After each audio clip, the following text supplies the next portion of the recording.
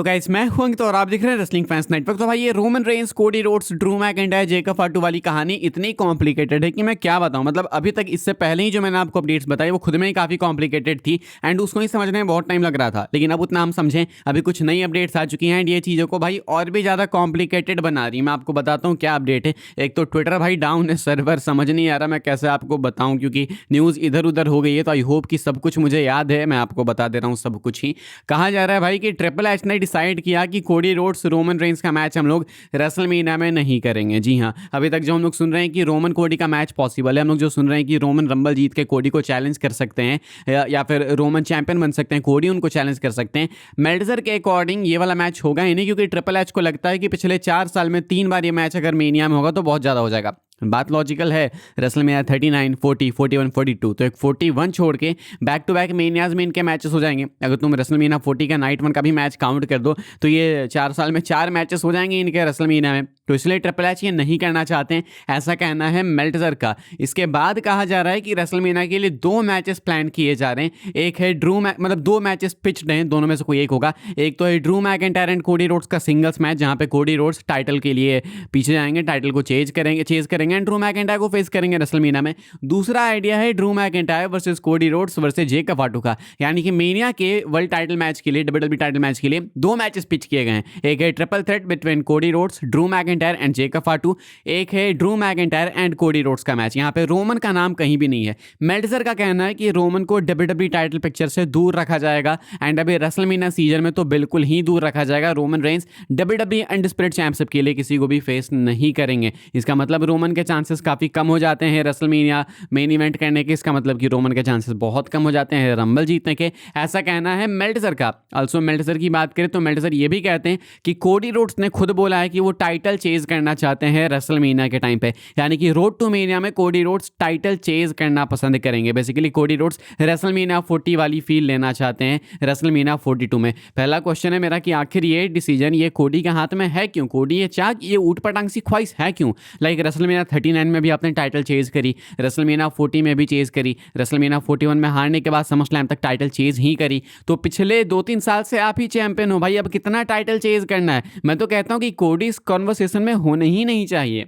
कोडी ऑर्टन का singles match करा दो बिना टाइटल के, कैरेक्टर दिखा दो, कैरेक्टर डेप्थ दिखा दो भाई, ऑर्टन को हील बना दो एंड ड्रू मैकिंटायर को किसी अलग मैच में डालो, भले रोमन ना हो लेकिन किसी और फ्रेश मैच में डालो भाई। सबको मालूम है कि अगर कोडी एंड मैकिंटायर का सिंगल्स मैच होगा तो 100% कोडी रेसलमेनिया में जीतेंगे, like there is no doubt. Live event में कोडी जीत जा रहे हैं डिस्क्वालिफिकेशन से मैकिंटायर के चैंपियन बनने के बाद। तो इससे समझ नहीं आता कि डब्ल्यूडब्ल्यूई दोनों को किस लेवल पे देखती है। तो मेनिया में ऑब्वियसली कोडी जीतेंगे एंड कोडी आखिर क्यों चेज करना चाह रहे हैं यार? हो गया, आती होगी भाई। 39 के टाइम पे भी चेज किया आपने, 40 से तो आप चैंपियन ही हो, बीच में हल्का सा हारे थे जॉन सीना को चैंपियन बनाने के लिए। वो कितना ही लंबा पीरियड था, तुरंत हार के तुरंत भाई टाइटल आपने वापस ले ही ली थी। तो अब क्यों चेज करना है? इनको अपॉर्चुनिटी मिल ही क्यों रही है वापस से टाइटल चेज करने के लिए रेसलमेनिया में?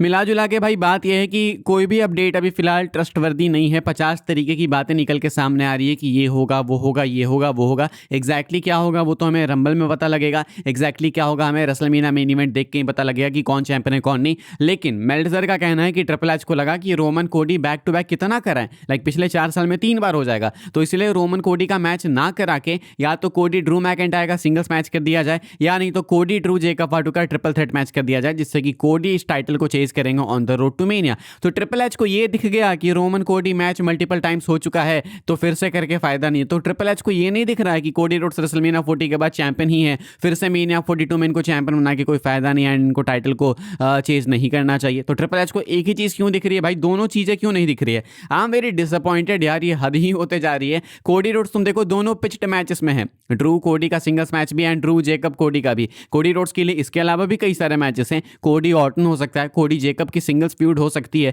बहुत से मैचेस हो सकते हैं भाई। लेकिन आप तो चाहते हो कि कोडी रोड्स अनडिस्प्यूटेड टाइटल के पीछे ही जाए, तो ठीक है, यही सही जब यही चाहते हो तो। लेकिन इसमें घाटा किसका है? रोमन रेंस का। अगर रोमन रंबल में होते हैं एंड फिर से रंबल मैच नहीं जीतते तो बैक टू बैक 2 साल रोमन रंबल में हारेंगे, क्या उनके कैरेक्टर के लिए सही है? एक टाइम पे जो बंदा कंपनी को लीड कर रहा था, ट्राइबल चीफ था, जिसको हराना इंपॉसिबल था, Edge, John Cena, Brock Lesnar, पता नहीं कौन कौन आया, डीमन बैलर, कोई नहीं हरा पाया रोमन को। एंड अब रोमन रेंस रंबल मैच में बैक टू बैक आके हारेंगे, अच्छा लगेगा? रोमन रेंस रीड से भी पिन हो गए। जब तक ट्रिपल एच के कंट्रोल के बाहर थे रोमन, जब तक विंस मैकमैन की चलती थी, तब तक रोमन रेंस थे। अब Roman Reigns is just another guy and अभी आपके पास जब मौका है कि रोमन को वापस से टाइटल दे दी जाए रेसलमेनिया 42 में, तो आप कहते हो कि नहीं ये तो ज़्यादा हो जाएगा, बैक टू बैक रोमन कोडी के साथ ही मैच कंपीट करेगा क्या? तो अब ऐसे में अगर ट्रिपल एच नहीं करते हैं रोमन का मैच कोडी के साथ में, तो फिर रोमन रेंस किसको फेस करेंगे? देन इट्स प्रोबेबली पंक, लेकिन पंक तो ऑलरेडी बिजी हैं। सीएम पंक अभी ऑलरेडी तुम देखोगे तो बिजी दिख रहे हैं ब्रेकर के साथ में। पॉसिबली हो सकता है कि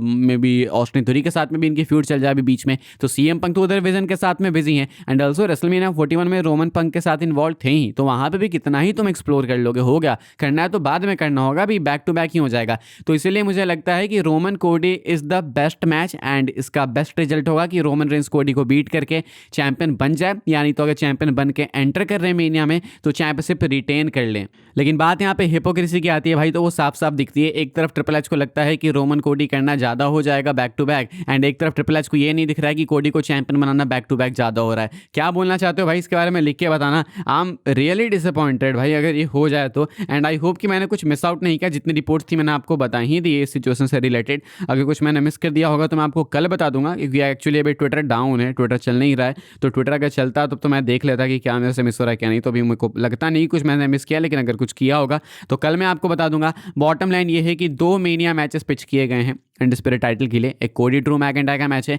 एक कोडी ड्रू एंड जेकब का मैच है। रोमन के लिए कोई डायरेक्शन मालूम नहीं है, रंबल में क्लियर होते हुए देखने को मिल सकती है। इसके अलावा रोमन की बात करें तो he is not in a very great position. बाकी आपको स्मैकडाउन भाई अभी से कुछ घंटे बाद देखने को मिल जाएगा, रात को 1:30 बजे आपको देखने को मिलेगा, सुबह 4:30 में खत्म होगा। 3 घंटे का एपिसोड है। I don't think as such कुछ बहुत मेजर होने वाला है, लेकिन हम लोग रंबल सीजन में हैं तो इसलिए मिस करना भी सही नहीं है। खैर तुम मिस कर देना, मैं तुम सुबह में बता दूंगा भाई कि क्या हुआ क्या नहीं हुआ। अभी के लिए यही कुछ अपडेट है, एंड रोमन के फैंस के लिए तो अच्छी खबर नहीं है, ड्रू के फैंस के लिए भी अच्छी खबर नहीं है। अगर किसी के लिए अच्छी खबर है तो वो सिर्फ कोडी के फैंस के लिए है, क्योंकि हर कंडीशन में कोडी का ही फायदा दिख रहा है। ट्रिपल एच अजीब से हठी आदमी हो गया भाई, एक जिद्दी जो होता है ना, अगर रोमन कोडी होगा तो ये कोडी को जीताएंगे, एंड ये चाहते भी नहीं कि रोमन कोडी हो, एंड अगर कोडी चैंपियन नहीं बनेंगे तो ये बुक ही नहीं करेंगे ढंग से। ये है ट्रिपल एच का current mindset. I am really tired of triple H, triple L, triple के।